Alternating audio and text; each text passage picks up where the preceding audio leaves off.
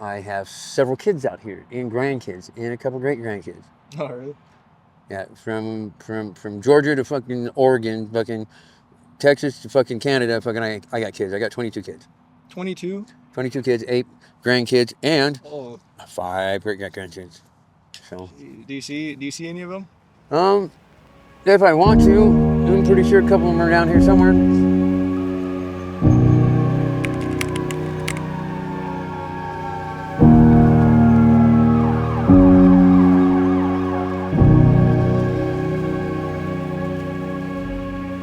I don't remember how to be grateful without you.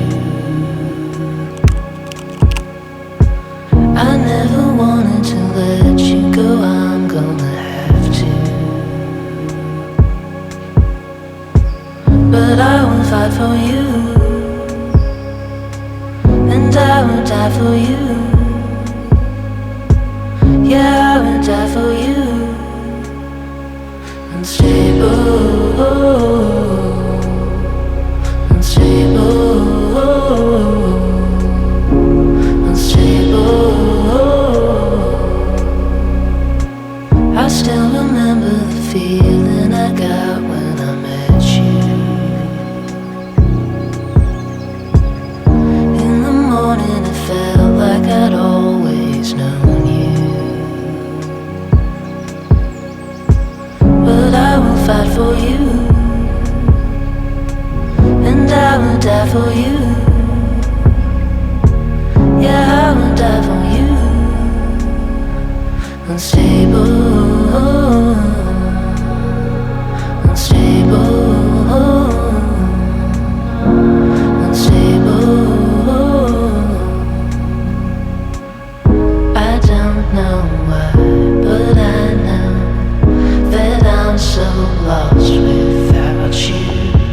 I don't know why, 'cause I'm unstable, unstable, unstable, unstable. So, what's your situation? Are you homeless Well, now? I'm homeless. Homeless? How long have you been homeless for? For for uh, about 35 years. Oh, really? Yeah. Moved to the state of Colorado until I was 17, 16. Emancipated. Moved down here in 90. I've had a couple apartments on and off, but between my anger, my PTSD, and my mental health issues, it's just not been able to get anything. And up until recently, there really hasn't been much for help for fucking the mental health and the homeless, and they're trying to do more. So, I lost my partner. He committed suicide, and we had a home together, and it was really hard for me to handle. And so I just, in the path, I caused a little destruction, and um, I've struggled ever since then. I mean, I had a big family, lots of brothers and sisters. My dad owned a business here in Salt Lake. There was, family involved, so we were always doing that. My parents were divorced, after not too long. I mean, I was out of the house and married by the time I was 18. So, but I mean, I did well for myself though. I raised 2 kids, full time, worked full time, raised both my kids. I mean, I had a house, so my kids are very self-reliant, very independent, and they know what it's like to work hard for what they have, and I'm glad I was able to do that for them before anything got too, you know, hard to handle. Like I said, for me, it was just the fact of uh, losing somebody I loved, I had never been through anything traumatizing like that. It was really a tragic situation, and it was really hard on me. And just in the last couple of years have I been able to even talk about it, just because it was so hard. It's not how it seems. It's not how you look at it. You have to look at it through someone else's eyes. I mean, when I got out of prison, I didn't know how to be. I didn't know nothing about homelessness. I sat on someone's front porch. It was like end of October, I was freezing to death. I didn't know what to do. I had no idea how to. I had never been homeless in my whole life. I've been in prison stuff. I've always just had. I had my own house. I had a family and stuff. I've never been homeless. Nothing. I didn't know nothing about it. I know a little bit about it from when I got out of the Army. I worked at the Plasma Center, and most of these people at the Plasma Center were homeless because all you had to have was an address to donate. They'd use their friend's address and send the mail there, and then they could donate. So that's how I met the streets of Salt Lake when I first got out of the Army. Yeah, and so I knew them then, but I wasn't homeless then, but I knew a lot of them because I worked at the Plasma Center. I lived out in Lane, I had no idea about. I didn't know I'd be living with them later on. I got jumped by some people in St. George and that screwed my head up. Oh, really? Where I couldn't work. I can't work. It's hard for me to work. That's why I'm on SSI. I don't know. But I do get along with just about anybody. Wouldn't you tell me, wouldn't you feel safer in numbers than by yourself? Yeah, for sure. That's probably what we do up here. We're a big family up here. So the cops are trying to stomp us out, but we're just trying to live, dude. For me, I don't make quite enough. I'm on SSI for schizophrenia, bipolar, and post-traumatic stress, and I got to learn I can't read or write. That's why I'm out here. I get SSI, but I don't make enough in an apartment yet. I just don't have the luck.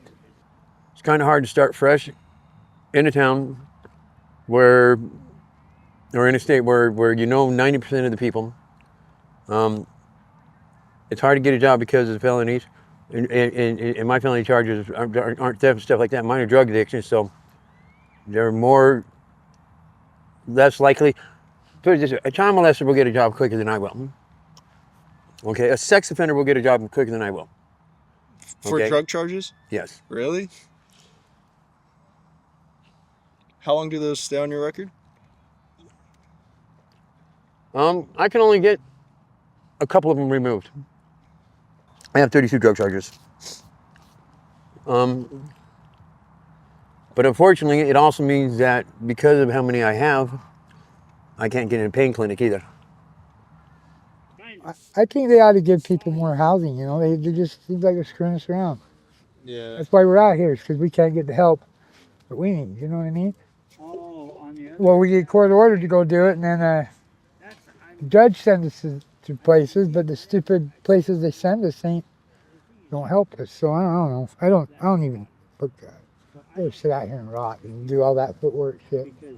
I ride a bike, I don't drive a car, and I can't read addresses, so I'm pretty much grounded either way. Unless somebody wants to fucking do all the footwork for me, I ain't doing shit. I'm not living in a damn sober house my whole life. I'm just not. I like freedom. You know, it's America, is it not? Not Russia. I see sober houses probably good for some people, but I cannot stand sober houses.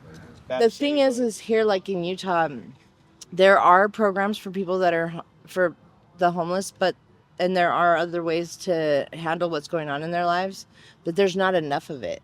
And they only target it in one direction. There's not a lot of different options that some people can, look at. So like nobody's coming here to the park trying to get us off the street. That's us. We're gonna have to figure that out. Yeah. Usually, and the shelter, like you can look at the shelters, you can look at all the programs they have. There's never enough room. Being so cold, that call is becoming more desperate. Fox 13's John Franke has a look at what could open up more beds, more than 200 beds. Nights like tonight highlight the need for shelter. This Ramada Inn on North Temple could provide that shelter to about 250 people once staffing requirements are met. So just how big is the need? Well, here in Salt Lake City, shelters and resource centers are at or near capacity.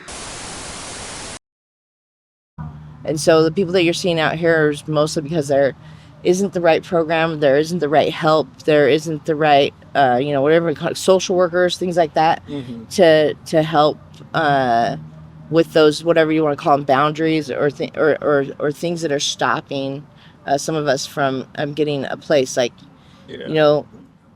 nobody wants to have a curfew, nobody wants to be controlled, and those shelters are all controlled like that. If you're not back there, you lose your bed. Yeah, so there is some sort of control that they have put onto it which I understand that they do because they don't want people to appreciate what they've got there. But the thing is like the shelters are not any cleaner than the park.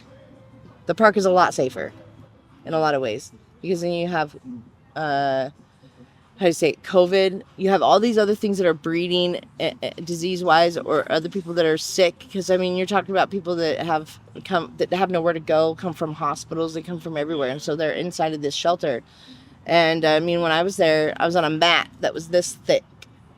That's it. That's all they gave me. 15 other women on a mat, and you get a foot to 2 feet in between you. And they regulate what you can have. And they don't have a kitchen for you to cook your food. You know, they have a microwave that might work. You know, it's not a very clean environment. It's not a very safe environment. It's not one I would choose to want to be in. That's for sure. What was your experience in prison like? It was good. I did 3 years, but I deserved to go. I was selling heroin, but it was good. I was a roofer. I was a roofer lead. I got to work all over the state of Utah.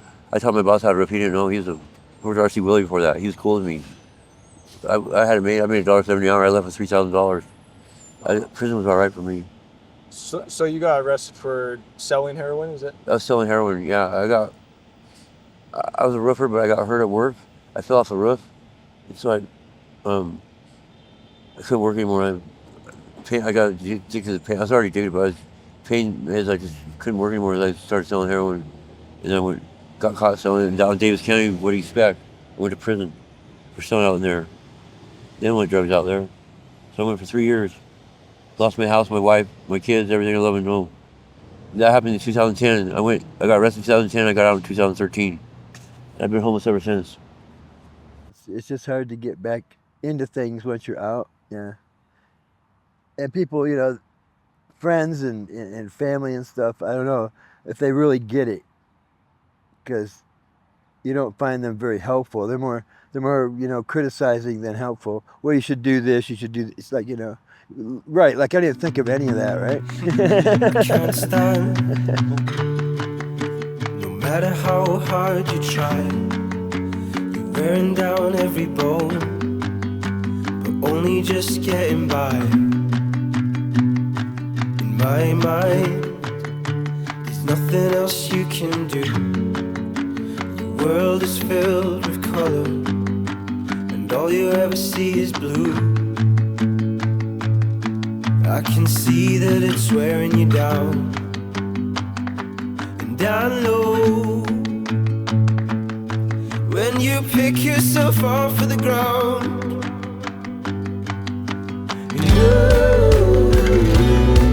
you are constantly working things out,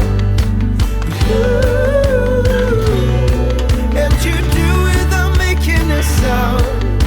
You try and you're battling life. It's constantly bringing you down. I can see that you're working things out.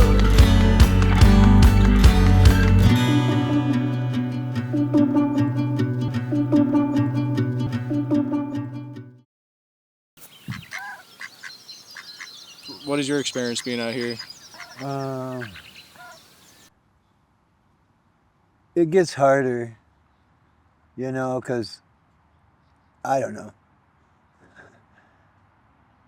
The powers will find out about something that we're getting away with. Mm-hmm. Homeless people are getting away with it. And yeah, they'll nip it in the bud with some law or some ordinance, or just, you know, send cops out to enforce something that's already there or whatever. It's always a hassle. It's always harassment. Always. Nobody wants you around. It's like, you know, well, I got to be somewhere. Mm-hmm. So what do I do besides that, you know? So. The hardest thing is when they come in here every morning or every night, and if you're sick or something and you're not feeling good, you don't want to get up. And all this shit that they have out here now has to be out of this park by fucking closing, which I think this one's 9 o'clock, 10 o'clock. They got to be out of here half an hour after dark. The one that's down behind Union Station, what we call the island, it's 11 o'clock at night. Pioneer Park, I think it's 10 o'clock. But it's getting all your stuff, moving it out, and go find a place to lay your shit down at night. You got a lot of towns that have tent cities.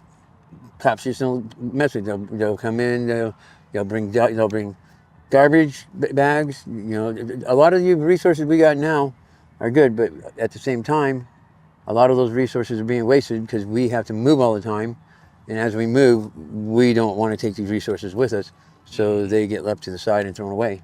When we were actually camped up, the shit was being used. We had idiots that didn't want to clean up, but there was other ones that cleaned up.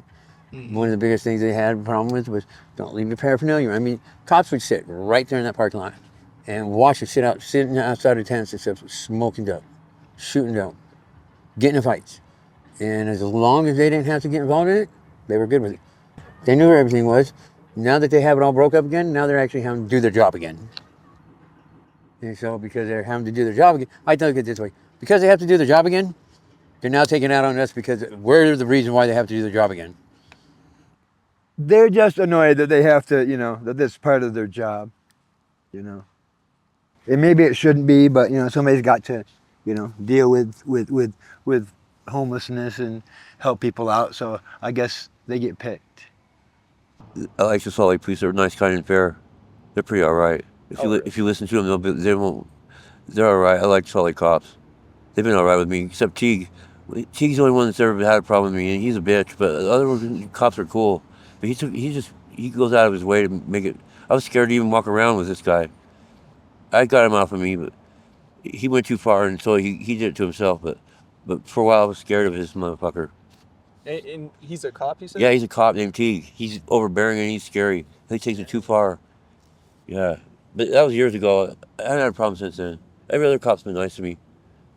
I mean, I break the law and I take my licks. I mean, I do what they say, and they're nice. They're all right. Cops harass us daily. See, the cops stereotype us. Constantly harassing us, man. So, Constantly. yeah. So they're pretty strict here then? Oh yeah. You go to the other parks and they're the same way though. It's like they don't want no one in the parks. And they'll see you talking to us and probably harass you, thinking you're one of us. They are strict wherever we're at. So it's not just Liberty Park. It'd be anywhere we were at. So it's not about the place. It's about who's in the place, And like I said, there's some of us that they target, because I don't know if, I want to say that it's personal, but it's not. I keep hearing it's not, but I feel like it's personal with some of them. And if we just allow them to do what they do, to tell us to leave or whatever. They can't tell us to leave. They know that. Now they can put some, I don't know, it's not really a threat, but when they say, hey, if you have a warrant, we're going to arrest you for sitting in the park. That stuff. If you have a tent or you have these certain things, we're going to get a ticket. We understand that. That's something they put in place, but for the most part, this is what we're doing. But the cops, like to stereotype us and threaten us and push us and take our gear before it snows and shit. They like to take our blankets and shit. They didn't just no mercy. It's against the law to have a tent. This is bullshit, They gave me a goddamn criminal trespassing ticket on a bus stop outside of this park on a blue code day. They ain't supposed to fuck with us. What did he say to me? He said, I'm going to give you so many damn tickets, you're going to have a warrant, so when I do catch up with you again, I'll be able to fuck with you. And I'm like, really? Okay, whatever. I still had, how do you say, when you're a kid, you think of the cops and the firefighters and people as these friendly, people there to help you, right? Somebody's safe to go to. Which I'm sure is true for most. But when you're in this situation and they come today, it changes your outlook on them. Sure. It changes your hopes and your dreams about, the community and who's protecting it and stuff like that, because that's not what they're doing. They're literally trying to intimidate us and bully us out of the park, deter us from the park. That's the tactic that they're using. Well, you ever watch the show Walking Dead? That's basically what our life is daily. Surviving out here. You know, but the cops are the zombies to us, you know what I mean? More or less. Shit, they fuck with us more than anybody. I swear to God, man, they got all these crimes, right? Why ain't they doing, you know, like doing crime, going after real criminals? Why they gotta fuck with us? We're homeless. Guys, it's being criminals. Surprised they ain't shot more people. I'm surprised, dude. You know, they're ignorant. They're like, I am the law. Well, you get a lot of people in here, they don't like to be in the reality they're in, so they self-medicate. That way they're not in the reality they're in. You got others that are trying to escape. You got others that do it for pain. You got others that do it for all sorts of stuff. Me, I don't like being asleep. I don't like fucking thinking people are always after me. I like doing things, and I do heroin and now fucking blues because I can't find heroin for the pain in my hip. You can still get heroin, it's mostly cut. And what's not cut is garbage. But it's literally fentanyl's literally in everything you get now. So I don't know why they do that. I know why they do, because it's more addicting. So after you get your good high with like methamphetamines, now you're hurting stuff like you used to not do. So now you need more to stop the pain and stop you feeding for it and stuff like that. So Sergeant Doug Howell with the Utah County Sheriff's Office's Special Enforcement Team says it doesn't matter pills or powder. Fentanyl takes on a variety of forms, and the cartels will even mix it with other drugs. They're adding it to heroin, they're adding it to meth, they're adding it to everything to increase the addictiveness of it, and then pushing that across the border. He says the sheer volume out there is staggering. There was another case where they took 40,000 pills off of one traffic stop down here on Interstate 70. Howell fears the worst is yet to come in Utah. You'll see overdose deaths go up dramatically when that stuff comes in full swing in this area. Fentanyl's rise in the world of users, he worries, may be inevitable. I'm afraid that fentanyl's I think it's gonna take over. There's a lot of fentanyl. It's mostly all the drugs. That's true. But there's a lot less than they say. Like a lot of the blues pills they have no fentanyl in them. It's another pill. It's a horse tranquilizer. Because been tested for fentanyl. There's nothing there. No fentanyl in it. It's whatever they want, really. I don't do the fentanyl though. You don't do it? No, that's what I went to prison for, was opiates. I don't do them no more. They ruined my life. It's one of the few pacifiers. I have a drug of choice. It's spice. If I got hooked on it in prison, I can't quit. I've been hooked on almost every drug except cocaine, and spice is different. You can't quit. You sign up. It's different. I don't know. I never had addiction like that. They're psychological, but they seem like they're physical. They're real heavy. They give you bad anxiety. It's worse than heroin. I am an addict. I do addict shit sometimes, you know, but I'm not so fucked up I don't know what's going on, you know what I mean? Got a lot of friends just off themselves because they can't handle it out here. There's no shit, man. I'm fucking pathetic. Are the withdrawals pretty bad on fentanyl? So, I'm 52. I've been doing hard drugs since I was 10. My first shot was at 10. But I've been doing illicit drugs since I was 6. Blues are the only ones I've ever went through withdrawals on. I've done opium, I've done fucking coke, I've never been much of an alcohol drinker, so, but I like making it. But it's the only one. I went to jail, and for the first 5 days, I did nothing but lay on the floor. Anytime food came in, gagged and puked.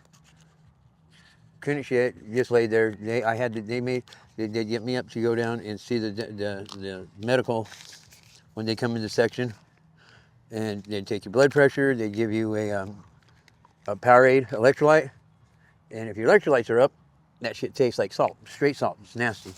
So most of the time, it tastes like salt to me because my electrolytes are up, but I was just dehydrated. There is a difference. Hold on a second. What's your drug of choice? Clear.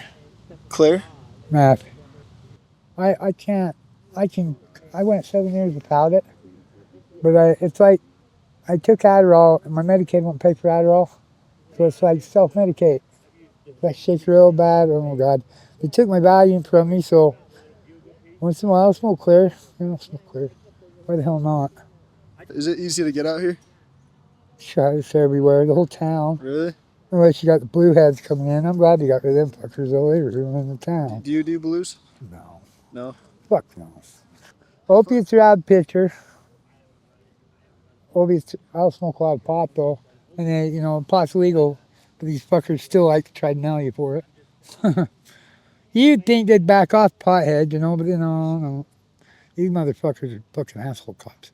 You'd have to be here when they come up here and fuck with us. Because they'll come and fuck with us and everything will be cool. And then they'll leave and then all of a sudden they'll rush us. It's like bullshit. From the way I've been seeing it lately, fucking people are fucking. You can be sitting in one part of town and 3 blocks over, it'd be $5. 3 blocks over, it's gonna be $2. 3 blocks, it's gonna be $10. So, yeah, it's one of those things that just it's horrendous. But then again, yeah, remember, blues came in and heroin disappeared. And now heroin, fucking blues are hit and miss, and now you're seeing the heroin spot back up again. I'm good with that. I don't like blues. How did I get into drugs? Mm-hmm. Because I'm different. I don't like sober. Sober's boring to me, I guess. I don't know how I got into it, really. Be a rebel, I guess. 'Cause I look at myself as a solo gangster. Yeah, if we were riding horses, it'd be like a Jesse James scene. I'd like be probably a fucking bank robber or something. But no, so now I can't do that because cops outnumber us with radios. I just dream it, I guess. I don't mind paying you the extra money, but I wish I would have been born back then, though, because I would have been a goddamn bank robber, probably. With the union. And do you have any family out here? I don't. I don't really keep in touch with my family much anymore, sadly. But yeah, it's just the way it is.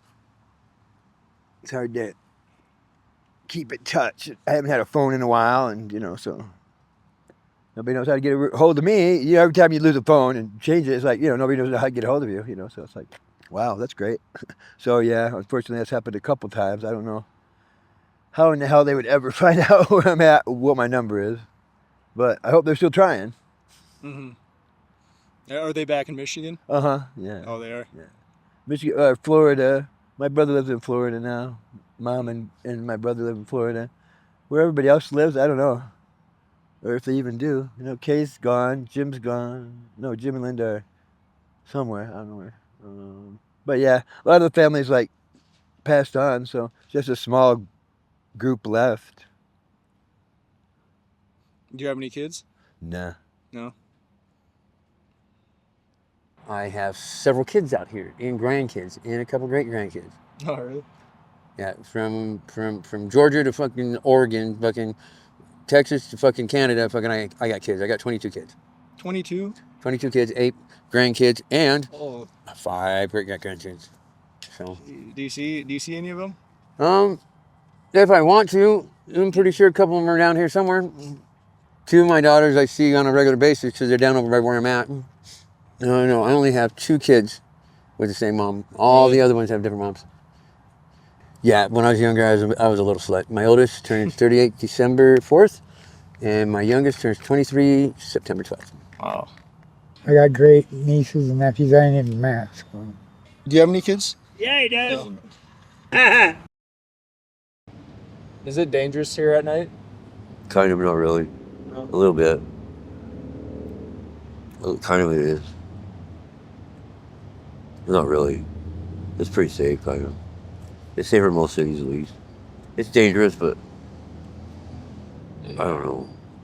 It's kind of dangerous. Yeah, it's dangerous. All the ropes that hold you up start to fray and loosen off. You cry.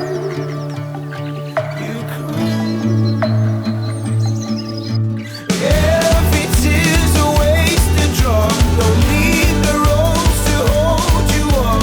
Don't cry, please don't cry.